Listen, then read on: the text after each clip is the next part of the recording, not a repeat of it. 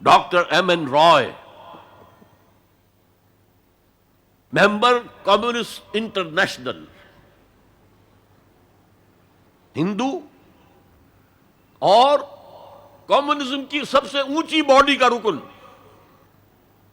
1920 میں Bolshevik revolution کے 3 سال بعد 1917 میں انقلاب آیا تھا، ایک لیکچر دیا ہے لاہور میں بریڈلا ہال میں، دی ہسٹوریکل رول آف اسلام، اور اس نے کہا عظیم ترین انقلاب وہ تھا تاریخ انسانی کا جو محمد نے برپا کیا، because he was a revolutionary, he knew what a revolution means, کہا عظیم ترین انقلاب وہ ہے جو محمد نے برپا کیا۔ یہ 1920 کی بات ہے، اور میں جب پچھلی مرتبہ آیا تھا 1991 میں تو معلوم ہوا تھا کہ یہ جو بمبئی کہتے تھے، ممبئی اب آپ کہتے ہیں، اس کا کوئی پبلشر اس کتاب کو شائع کرتا ہے، ہسٹوریکل رول آف اسلام۔ اچھا، یہ تو ہوا 20ویں صدی کے شروع سے 20واں سال، اس کے اختتام سے 20 سال پہلے کتاب لکھی گئی دی 100،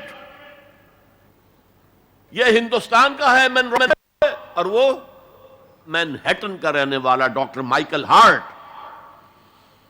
اور دی 100 کیا ہے کتاب؟ A selection and gradation of the most influential personalities of human history. 100 آدمی چن لیے تاریخ انسانی کے عظیم ترین، جنہوں نے تاریخ کے دھارے کے رخ کو موڑا ہے۔ عام آدمی تو تاریخ کے رخ کے اندر بہہ جاتے ہیں، جو رخ ہے چلو تم ادھر کو ہواؤ جدھر کی۔ کچھ لوگ ایسے بھی دنیا میں پیدا ہوئے ہیں جنہوں نے تاریخ کے دھارے کے رخ کو تھوڑا موڑا ہے۔ تو سلیکشن میں تو 100 نام گن لیے، اور پھر گریڈیشن کی، سب سے زیادہ کس نے موڑا، پھر کون پھر کون پھر کون، اور نمبر 1 پر لایا ہے محمد کو صلی اللہ علیہ وسلم۔ جو کتاب اویلیبل ہے، آپ پڑھیں،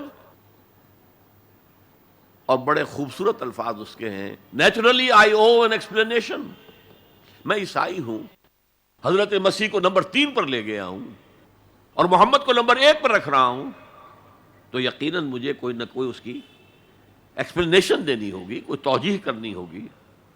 اور پھر اس نے وہ جملہ لکھا ہے جو میرے علم کی حد تک کسی مسلمان کی رسائی اس تک نہیں ہوئی۔ This is because he was the only person who was supremely successful on both the religious and secular fields. تاریخ انسانی میں ایک ہی آدمی ہے جو ریلیجس اور سیکولر دونوں میدانوں میں بہت اونچا ہے۔ باقی سارے کیا ہیں؟